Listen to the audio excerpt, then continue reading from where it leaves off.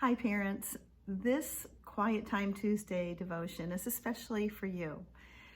I want to start out with a true story of what happened this morning. Have you had one of those mornings where nothing seemed to go right in regards to your children? Trying to get them out the door if they are going to school in person is like nearly impossible. Frustration after frustration. Well, I had one of those mornings this morning, and oh boy, I blew it big time. I lost it. I did. I admit it. I got angry with one of my kids after telling him over and over and over again to do something, and it seems like it went in one ear and out the other. But I lost it and yelled at them, and I just lost control. After we got to school, before they walked in, I had to call them aside and say, I want to speak to you for a moment. And did that thing that's hard for us to do as adults, but looked at my son and said, I need to apologize to you. The way that I reacted to you was wrong. I did it out of anger, and I need you to forgive me for doing that. So, as I got back home and thought about that and how I just was not where I should have been, and certainly not responding like Jesus would have, I had my quiet time and was reading in the book of Colossians with my husband, Ben. And we're actually in chapter 3 together.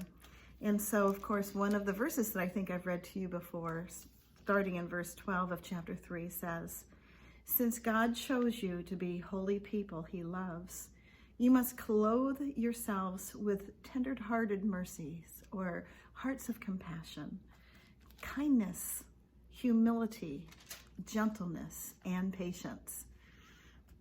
Arrow through the heart, right?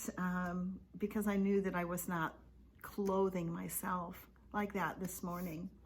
It says, make allowances for each other's faults. We will let each other down. Our kids will let us down. But it says, forgive anyone who offends you. Remember, the Lord forgave you, so you must forgive others as well. Above all, clothe yourselves with love, which binds us all together in perfect harmony. And let the peace that comes from Christ rule in your hearts. For as members of one body, you are called to live in peace and always, always be thankful. Well, I am so thankful for God's word.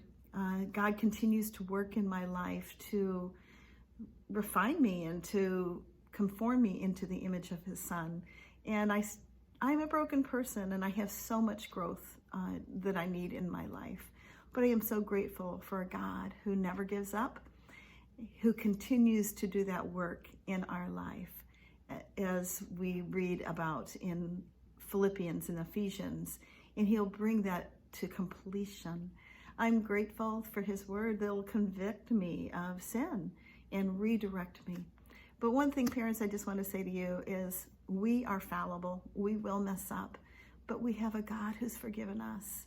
And so in those times, if you have times like I did this morning, those are learning times for our kids. They need to see in us humility and in us compassion. And when we've lost patience, in us the willingness to say, I was not patient with you today, and I am so sorry.